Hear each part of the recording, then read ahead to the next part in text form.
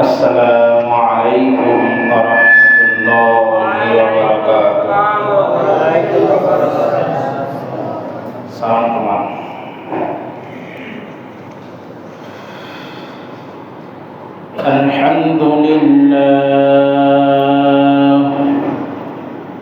الحمد لله الذي جعل الشمس والقمر بحسبان والنجم والشجر يسجدان وفضل زمانا على زمان كما فضل مكانا على مكان وإنسانا على إنسان وأشهد أن لا إله إلا الله وحده لا شريك له لا ند له ولا ضد له ولا مثل له ونشهد أن سيدنا وسندنا وحبيبنا ومولانا محمدا عبده ورسوله الذي أرسله الله تعالى بالحق بشيرا ونذيرا وداعيا إلى الله بإذنه وسراجا وقمرا منيرا أما بعد فقد قال الله سبحانه وتعالى في كلامه المجيد وفرقانه الحميد أعوذ بالله من الشيطان الرجيم بسم الله الرحمن الرحيم يا أيها الذين آمنوا إذا نودي للصلاة من يوم الجمعة فاسعوا إلى ذكر الله وذروا البيع ذلكم خير لكم إن كنتم تعلمون.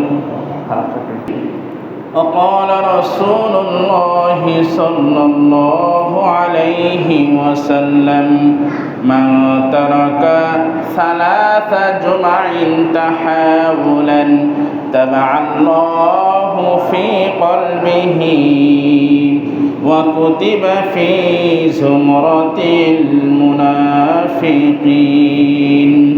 إن الله وملائكته يصلون على النبي يا أيها الذين آمنوا صلوا عليه وسلموا تسليما. درود إبراهيم পড়ে সবাই জবান খুলে আল্লাহুম্মা সাল্লি আলা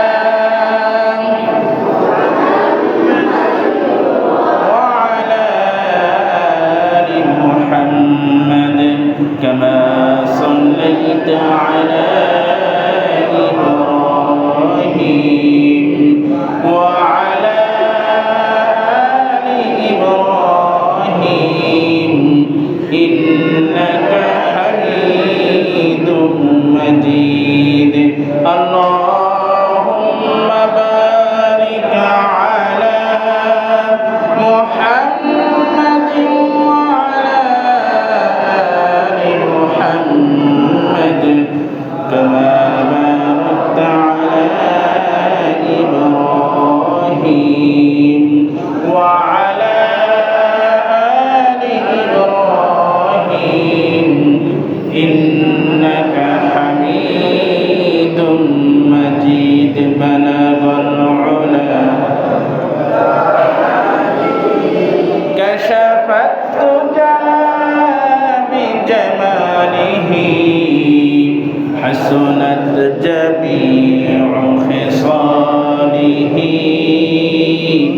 صلوا عليه وآله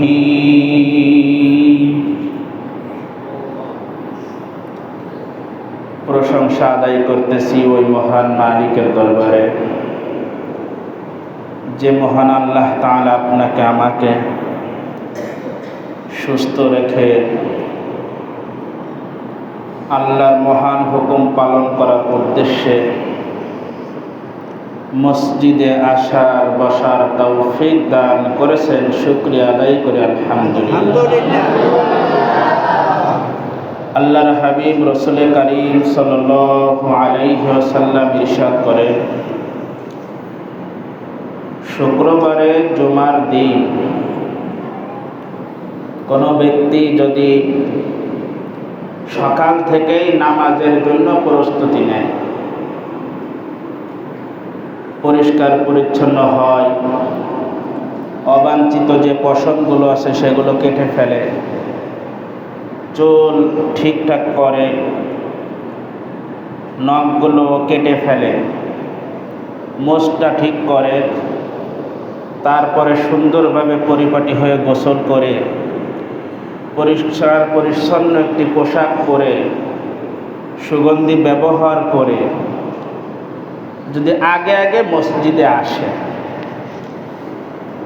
পরিষ্কার পরিচ্ছন্ন হয়ে মসজিদে আসে, যদি আগে আগে, আল্লাহর হাবিব রাসূল কারীম সাল্লাল্লাহু আলাইহি ওয়াসাল্লাম বলেন, বাড়ি থেকে মসজিদ পর্যন্ত যতগুলি কদম আছে প্রত্যেকটি কদমের বিনিময়ে 1 বছর নফল রোজা রাখলে যে সব হয়, প্রত্যেক কদমের বিনিময়ে তার আমলনামায় লেখা হয়। যতগুলি কদম ফেলবে, একটি কদমের বিনিময়ে 1 বছর নফল নামাজ এবং 1 বছর নফল রোজা রাখলে যে সব হয়, নেকি হয়, প্রত্যেকটি কদমের বিনিময়ে আল্লাহ তাআলা তার আমলনামায় সেই নেকিগুলো দান।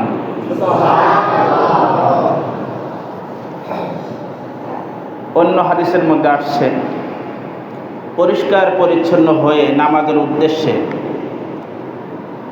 যদি কোনো ব্যক্তি মসজিদে আসে এবং মসজিদে এসে আগে আগে ইমাম সাহেবের বরাবরই বসে পড়ে, সামনের কাতারে বসে পড়ে,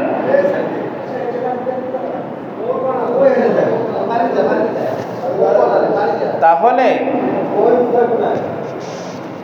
সর্বপ্রথম যে ব্যক্তি মসজিদে আসলো শুক্রবারের দিন, সর্বপ্রথম যে ব্যক্তি মসজিদে আসলো তার আমলনামায় আল্লাহ তাআলা একটি উট কুরবানি করলে যে সব হয়, সেই সব আল্লাহ তার আমলনামায় রেখে দেন।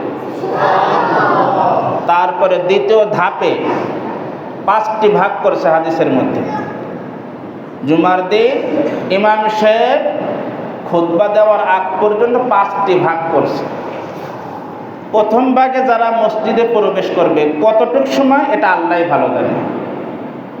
প্রথম ভাগে যারা মসজিদে প্রবেশ করবে প্রত্যেকের আমলনামায় আল্লাহ তাআলা একটি করে উট কুরবানি করার সব দান করবে। দ্বিতীয় ভাগে যারা প্রবেশ করবেন, আল্লাহর হাবিব রাসূল কারীম সাল্লাল্লাহু আলাইহি ওয়াসাল্লাম বলেন, আল্লাহর রাস্তায় একটি গরু জবাই করলে যে সব হয়, যে নেকি হয়, তার আমলনামায় আল্লাহ সেই নেকি দান করবে। এরপরে তৃতীয় ধাপে যে ব্যক্তি প্রবেশ করবে, আল্লাহর হাবিব বলেন একটি ছাগল কুরবানি করলে যে সব হয়, সেই নেকি তার আমলনামায় দিয়ে দেয়। চতুর্থ ধাপে যারা প্রবেশ করে তার আমলনামায় একটি মুরগি, হাদিসের মধ্যে মুরগি, একটা মুরগি জবাই করলে যে সব হয়, সেই সব আল্লাহ তাআলা তার আমলনামায় লিখে দেন। পঞ্চম নাম্বারে যারা প্রবেশ করে একটা ডিম দান করলে আল্লাহর রাস্তায় যে সব হয়, সেই সব আল্লাহ তাআলা আমলনামায় লিখে দেন। এজন্য অনেক বরকতময় জিনিস। আল্লাহর হাবিব বলেন, অন্য নবীর উম্মতেরা হায়াত ছিল অনেক বেশি, 500 বছর, 700 বছর, 1000 বছর, তারা কিন্তু আমল করার সুযোগ বেশি পেত।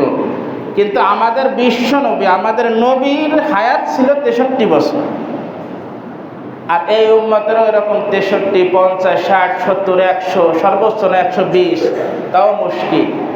আল্লাহর হাবিব বলেন যে এই জামানার উম্মতের হায়াত আল্লাহ কম দিয়েছে ঠিক, কিন্তু বিশেষ কিছু আমল দিয়েছে। ওই বিশেষ দিনের আমল যদি সে করতে পারে, অন্য নবীর উম্মতরা 500 বছর, 1000 বছর যে আমল করেছে, সারা জিন্দেগিতে যে আমল করেছে, এক রাত্রের আমল তার থেকেও বেশি আল্লাহ তাআলা তার আমল নামায় দিয়ে দেন, শুধুমাত্র এই উম্মতের জন্য।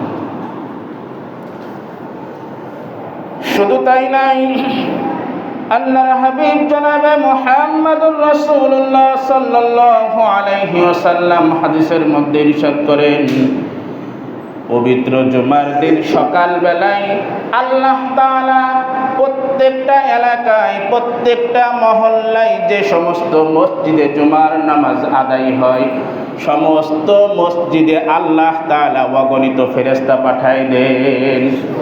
শুধু তাই নয়, ওদের কাজ হলো যতগুলো মসজিদে সারা পৃথিবীর মধ্যে জুমার নামাজ হয়, ওই ফেরেশতাগুলো এসে প্রত্যেকটা দরজার ধারে এরকম খাতা নিয়ে দাঁড়িয়ে থাকে। হাদিসের মধ্যে আল্লাহর নবী ইরশাদ করেন, তাদের কাজ হলো যে ব্যক্তি জুমার দিন মসজিদে প্রবেশ করবে, ওই জান্নাতীদের খাতার মধ্যে আল্লাহ তাআলা ওই নামগুলো উঠায় নেয়। পক্ষান্তরে হাদিসের মধ্যে আল্লাহর হাবিব রাসূল করিম সাল্লাল্লাহু আলাইহি ওয়াসাল্লাম বলেন, قال النبي صلى الله عليه وسلم من ترك ثلاث جمع تحاولا, কোন ব্যক্তি যদি পর পর 3 জুমা ইচ্ছাকৃত, কোন ওজর ছাড়া ইচ্ছাকৃত যদি পর 3টে জুমা ছেড়ে দেয় না, তাবা আল্লাহু ফি কলবিহি, আল্লাহর হাবিব রাসূল করিম সাল্লাল্লাহু আলাইহি ওয়াসাল্লাম বলেন, ইচ্ছাকৃত কোন ব্যক্তি যদি পর 3টা জুমা ছেড়ে দেয়, আল্লাহ তাআলা তার কলবের উপরে একটা মোহর মেরে দেন। ওয়া কুতিবা ফি সুমরাতিল মুনাফিকিন, যে ব্যক্তি 3টা জুমা পর ইচ্ছাকৃত ছেড়ে দেছে, আল্লাহর হাবিব রাসূল করিম সাল্লাল্লাহু আলাইহি ওয়াসাল্লাম বলেন, তার নামটা জান্নাতীর খাতার থেকে নামটা কেটে দিয়ে মুনাফিকদের খাতায় তার নামটা উঠায় দেয়। নাউযুবিল্লাহ। অনেক মানুষ আছে জুমার নামাজ পর্যন্ত মসজিদে আসে না। এখন আপনি মনে করতেছেন হুজুর যে হাদিস বলল এটা মনে হয় শুধু জুমার নামাজের জন্য, তাহলে মনে হয় সারা সপ্তাহ যদি নামাজ না পড়ে, শুধু মনে হয় জুমার নামাজ পড়লেই তার সবকিছু কামিয়াব, সবকিছু সফল হয়ে যাবে। না, বিষয়টা এমন নয়। পক্ষান্তরে অন্য হাদিসের মধ্যে রাসূল করিম সাল্লাল্লাহু আলাইহি ওয়াসাল্লাম ইরশাদ করেন, মান তারাকা সালাতান মুতাআম্মিদান ফাকাদ কাফারা, প্রত্যেক দিন প্রত্যেকটা মানুষ, মুসলমান, প্রাপ্তবয়স্ক মুসলমান পুরুষ এবং মহিলাদের উপরে আল্লাহ তাআলা 5 ওয়াক্ত নামাজ ফরজ করেছে। ইচ্ছাকৃত কোনো ব্যক্তি যদি এই 5 ওয়াক্ত নামাজকে তরক করে, তার খাতার, মুনাফিকদের খাতা তো দূরে থাকলো, তার কাফেরদের খাতায় তার নামটা উঠায় দেয়। কথা বুঝতে পারছেন সবাই? যে ব্যক্তি ইচ্ছাকৃত নামাজ তরক করতেছে, ছেড়ে দিচ্ছে, মুসলমান আর কাফেরের মধ্যে তার কোনো পার্থক্য নেই। কাফেরের মধ্যে আর সেই মুসলমানের ঘরে জন্ম নেওয়ার পরেও তার মধ্যে কোনো পার্থক্য নাই। কারণ মুসলমান এবং কাফেরের মধ্যে পার্থক্য শুধু কি ভাই বলেন? নামাজ। এই জন্য নামাজকে তরক করা যাবে না। যত যা কিছু থাকুক, যত প্রয়োজন থাকুক, যত ব্যস্ততা থাকুক, আজকে আপনি কাজের ব্যস্ততা দেখাচ্ছেন, বিভিন্ন অজুহাত দেখাচ্ছেন, যে কাজগুলো করতে যায় আপনি নামাজকে তরক করতেছেন। হয়তো সেটা রাজমিস্ত্রির কাজ হতে পারে, আপনার ব্যবসায়িক কাজ হতে পারে, যে কোনো কাজ করতে যায় তো নামাজটা তরক করতেছেন। ওই কাজ করার তৌফিকটাই কিন্তু আল্লাহ তাআলা দিয়েছে। আল্লাহ ইচ্ছে করলে ইয়া আইয়ুহাল্লাযীনা আমানু ইযা নুদিয়া লিস-সালাতি মিন ইয়াউমিল জুমআহ, জুমার দিন যখন তোমাদেরকে আজান দেওয়া হবে, ডাকা হবে, সমস্ত কাজকে ছেড়ে দাও। এটার দ্বারা উদ্দেশ্য হলো এই খুতবার যে আজান সেই আজান। বুঝতে পারছেন সবাই? অর্থাৎ খুতবার যে আজান, এই আজান দেওয়ার পরে দুনিয়াবি যত কাজ আছে সমস্ত কাজ করা হারাম, কবিরা গুনাহ হয়। নবীজি সাল্লাল্লাহু আলাইহি ওয়াসাল্লামের যুগে জুমার আজান দুটো দেয়া হতো না। হযরত ওমর ফারুক রাদিয়াল্লাহু, আবু বকর রাদিয়াল্লাহু তাআলা আনহুর যুগেও জুমার আজান একটাই দেয়া হতো, সেটা হলো ওই খুতবার আজান। তারপরে হযরত ওমর রাদিয়াল্লাহু তাআলা আনহুর যুগ আসলো, তখনও মসজিদে জুমার আজান দেয়া হতো একটা। তারপরে যখন মসজিদে মুসল্লিদের সংখ্যা আস্তে আস্তে বেড়ে গেল, মুসলমানদের সংখ্যা আস্তে আস্তে বাড়া শুরু করলো, এখন কিন্তু আশেপাশের লোক ওই খুতবার আজান দেওয়ার পরে মসজিদে এসে নামাজ পড়বে এটা কঠিন হয়ে গিয়েছিল। তারপরে হযরত ওসমান রাদিয়াল্লাহু তাআলা আনহুর জামানায় তিনি জাওরা নামক একটা বড় বাজার ছিল, সেই বাজারের মধ্যে সাহাবীদেরকে বললেন, তোমরা জুমার নামাজের কিছু সময় পূর্বে, সেটা আধা ঘন্টা হতে পারে, 1 ঘন্টা হতে পারে, আমরা যেমন 1 ঘন্টা আগে আমরা আজান দিই, নামাজ পড়ি 1:30টায়, কিন্তু আজান দিই কয়টায়? 12:30টায়।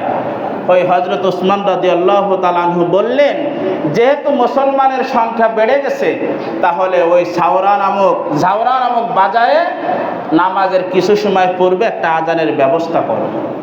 তারপরে যখন ওই আজান শুনে আসবে, ফাইনালি যখন আজান দেওয়া হবে সেটা হলো খুতবার আজান। এখানে আজান দ্বারা খুতবার আজান উদ্দেশ্য।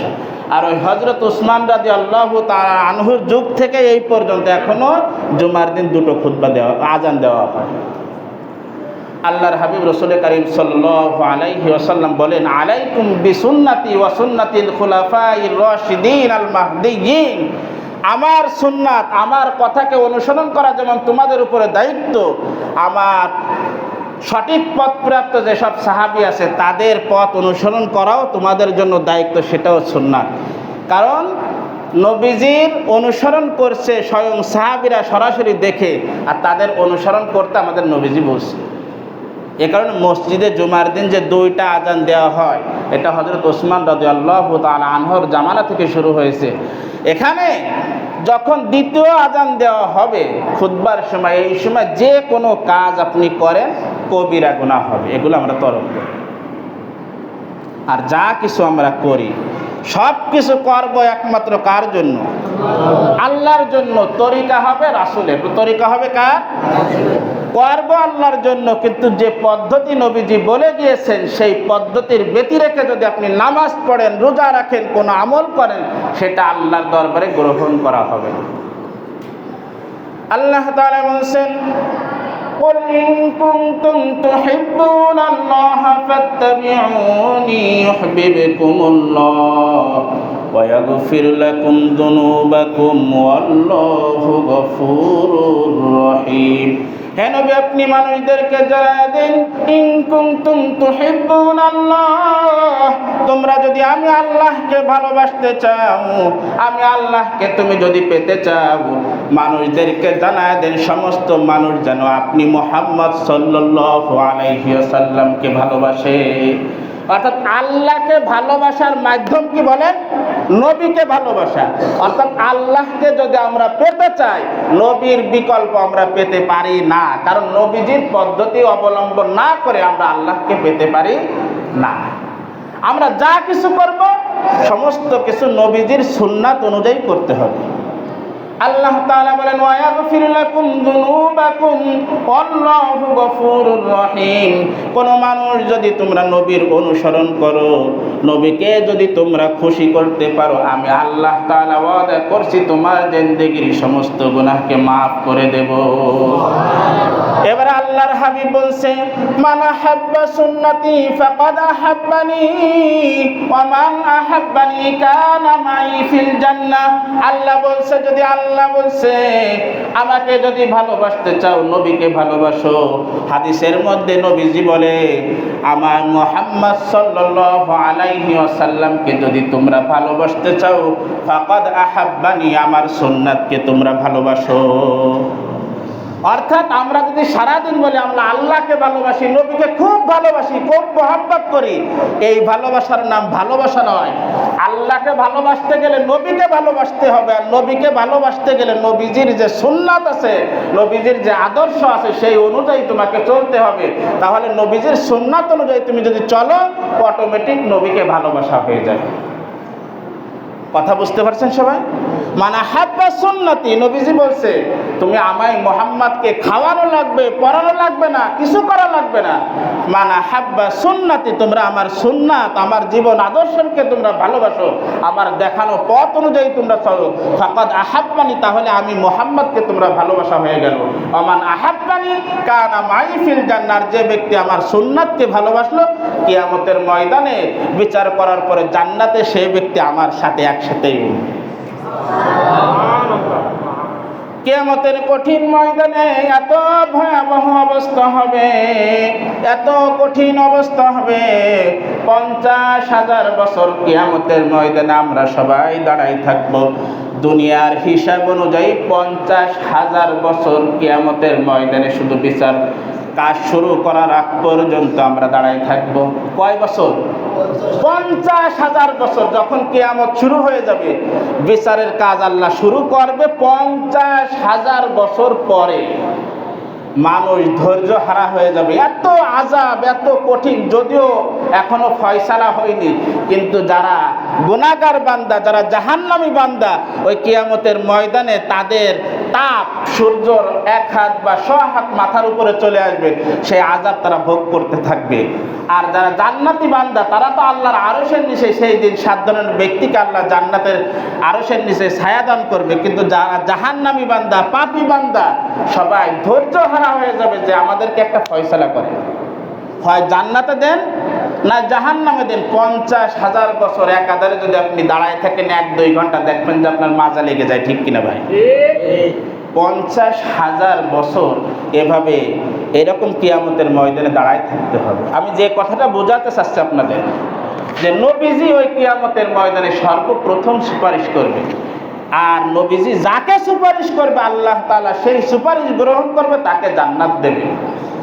তাহলে নবীজির সুন্নাতের ব্যতি রেখে যদি আপনি চলেন, আপনাকে কিয়ামতের ময়দানে নবীজি শাফায়াত করবে না, সুপারিশ করবে না, আপনি মুক্তিও পাবেন না। কিয়ামতের ময়দানে 50,000 বছর সমস্ত মানুষ দাঁড়ায় থাকার পরে উপায় না পেরে সবাই হযরত আমাদের আদম নবীর কাছে চলে যাবে। হযরত আদম নবীর কাছে যাওয়ার পরে সমস্ত মানুষ বলবে, হে আমাদের আদি পিতা, আপনি আমাদের সর্বপ্রথম পিতা, আপনি আমাদের আদি পিতা, আপনি আল্লাহর কাছে সুপারিশ করেন, আল্লাহ তাআলা যেন এই কঠিন কিয়ামতের ময়দানে দ্রুত বিচারের কাজটা শুরু করে। যাব কার কাছে? আদম নবীর কাছে। সবাই, সমস্ত মানুষ, সমস্ত নবীর উম্মতরা কুল কিনারা না পেয়ে আদম নবীর সংবাদ পাবে যে অমুক জায়গায় আদম নবী আছে, আদম নবীর কাছে যাবে, যে আল্লাহর কাছে একটু যেন সুপারিশ করে, যেন কিয়ামতের ময়দানে বিচারের কাজটা শুরু করে। আদম নবীর কাছে যাওয়ার পরে আদম নবী সিজদায় পড়ে ইয়া নফসি বলতে থাকবে। তার উম্মতের কথা পর্যন্ত তিনি ভুলে যাবেন। তিনি বলবেন, হে আল্লাহ, এই কঠিন কিয়ামতের ময়দানে আপনি আজকে আমাকে বাঁচান, আমাকে বাঁচান, আমার কি হবে? মানুষ যখন আদম নবীর কাছে যাবে, যাওয়ার পরে বলবে আপনি একটু সুপারিশ করেন। আদম নবী বলবে, আজকে কঠিন কিয়ামতের ময়দানে আমি আনফসি বলছি, আজকে জানি না আমাকে কোন অন্যায় নিয়ে আল্লাহ তাআলা ধরে ফেলে। কারণ আল্লাহ তাআলা আমাকে একটা ফল খেতে নিষেধ করেছিলেন, সেই ফল আমি শয়তানের ধোঁকায় পড়ে খেয়ে ফেলেছিলাম। এই কারণে আল্লাহ তাআলা জান্নাত থেকে আমাকে দুনিয়ায় বের করে দিয়েছে। আজকে যদি কিয়ামতের ময়দানে আমাকে যদি ওই কারণে আল্লাহ তাআলা আবার জিজ্ঞাসা করে, যদিও পূর্বে আল্লাহ মাফ করে দিয়েছে, কিন্তু আমার ভয় হয় আজকে যদি কিয়ামতের ময়দানে যদি বলে, হে আদম, তুমি কেন ওই গাছের ফল খেয়েছিলে? এ কারণে আমি সুপারিশ আল্লাহর দরবারে করতে পারবো না। সেই দিন কিয়ামতের ময়দানে আদম নবী বলবে, আমি পারবো না, তোমরা চলে যাও নূহ নবীর কাছে। সমস্ত মানুষ দৌড় দিয়ে নূহ নবীর কাছে যাবে। নূহ নবী ওরকম ইয়া নফসি বলতে থাকবে। সমস্ত মানুষ যে বলবে, হে আল্লাহর নবী, আপনি আমাদের কাছে আল্লাহর জন্য একটু সুপারিশ করেন, যেন বিচারের কাজটা শুরু করে। নূহ নবী বলবে আমি পারবো না, কারণ আমি আমার উম্মত যখন অন্যায় ব্যভিচার করতেছিল আল্লাহর কাছে আমি আমার উম্মতের জন্য বদদোয়া করেছিলাম, আর আমার বদদোয়ার কারণে আমার উম্মতকে ধ্বংস করে দিয়েছিল। জানি না আজকে এই কিয়ামতের ময়দানে আল্লাহ তাআলা যদি আমাকে জিজ্ঞাসা করেন, হে নবী তোমার উম্মতের জন্য তুমি কেন বদদোয়া করেছো? কারণ তুমি তো নবী, তুমি তো তোমার উম্মতের জন্য ধৈর্য ধারণ করতে পারতে, তুমি কেন বদদোয়া করেছিলে? তোমার বদদোয়া করার কারণে তো আজকে আমি তোমার উম্মতকে ধ্বংস করে দিয়েছিলাম। এজন্য নূহ নবী বলবে আমি মাপ চাই, আজকে যদি আল্লাহ তাআলা আমাকে জিজ্ঞাসা করে আমার বাঁচার কোনো উপায় নাই, তোমরা চলে যাও ইব্রাহিম নবীর কাছে। সমস্ত মানুষ এরকম নবীদের দ্বার থেকে ফিরে কুল কিনার না পেরে হযরত ইব্রাহিম আলাইহিস সালাতু ওয়াস সালামের কাছে দৌড় মারবে। হযরত ইব্রাহিম আলাইহিস সালাতু ওয়াস সালাম তিনিও ইয়া নফসি বলতে থাকবে, বলবে আমি পারবো না, যাও চলে যাও মুসার কাছে। মুসার কাছে সবাই যাওয়ার পরে মুসা নবী বলবে আমি পারবো না, আমার দ্বারাই সম্ভব না, আমার দ্বারাই সম্ভব না, তোমরা ঈসা নবীর কাছে চলে যাও। এভাবে মানুষ এরকম দাঁড় দাঁড় করে ঘুরতে ঘুরতে সর্বশেষ চলে যাবে ঈসা নবীর কাছে। ঈসা নবী বলবে আমি তো আমার দ্বারাই তো সম্ভবই না, কারণ আমি চলে যাওয়ার পরে দুনিয়ার থেকে আল্লাহ তাআলা আমাকে উঠাই নিয়েছে। এখনো পর্যন্ত খ্রিস্টান যারা আছে তারা কিন্তু ঈসাকে আল্লাহ তাআলার পুত্র বলে স্বীকার করে এবং তারা 3 খোদা মানে। কিয়ামতের ময়দানে বলবে আজকে আমার উম্মতরা আমাকে আল্লাহর সন্তান দাবি করে, কিয়ামতের ময়দানে যদি আমাকে আল্লাহ তাআলা জিজ্ঞাসা করে তুই তো সঠিকভাবে দাওয়াত দিতে পারিস না, আজকে তোর বিচার করা হবে আগে। আমি কিন্তু কোনো আলেমের কথা বলতেছি না, মুফতির কথা বলতেছি না, পীরের কথা বলতেছি না, যাদের মাধ্যমে দুনিয়াতে আল্লাহ ইসলামের বিজয় দিয়েছে, যারা নবী হিসেবে দুনিয়াতে আল্লাহ তাআলা পাঠিয়েছে তাদের কথা বলতেছি। কিয়ামতের ময়দানে তারা ইয়া নফসি বলবে। ঈসা নবী কুল কিনারা না পেয়ে বলবে আমি পারবো না। তবে আজকে কিয়ামতের ময়দানে কারুর দরবারে দৌড়ে তোমাদের লাভ নাই, একজনের দরবারে যদি তোমরা যেতে পারো তাহলে তোমরা সফল কাম হবা। ঈসা নবী বলে তোমরা চলে যাও হযরত মুহাম্মদ সাল্লাল্লাহু আলাইহি ওয়াসাল্লামের কাছে। সুবহানাল্লাহ। সমস্ত মানুষ দৌড় দিয়ে হযরত মুহাম্মদ সাল্লাল্লাহু আলাইহি ওয়াসাল্লামের কাছে যাবে। তখন হযরত মুহাম্মদ সাল্লাল্লাহু আলাইহি ওয়াসাল্লাম মাকামে মাহমুদের মধ্যে সিজদায় পড়ে তিনিও বলতে থাকবে, কিন্তু ইয়া নফসি বলবে না, বলবে ইয়া হাবলি উম্মতি, ইয়া হাবলি উম্মতি। সমস্ত নবীরা যেদিন ইয়া নফসি আমাকে বাঁচাও আমাকে বাঁচাও, সেই কঠিন কিয়ামতের ময়দানে নবীজি আমাদের জন্য বলতে থাকবে হে আল্লাহ আমার উম্মতকে বাঁচান, আমার উম্মতকে বাঁচান। আল্লাহ তাআলা যখন হযরত মুহাম্মদ সাল্লাল্লাহু আলাইহি ওয়াসাল্লাম সিজদায় পড়ে এরকম ইয়া হাবলি উম্মতি বলে কাঁদতে থাকবেন, আল্লাহ তাআলা তার প্রিয় বান্দা প্রিয় হাবিব মুহাম্মদ সাল্লাল্লাহু আলাইহি ওয়াসাল্লামের কান্নাকে সেদিন সহ্য করতে পারবে না।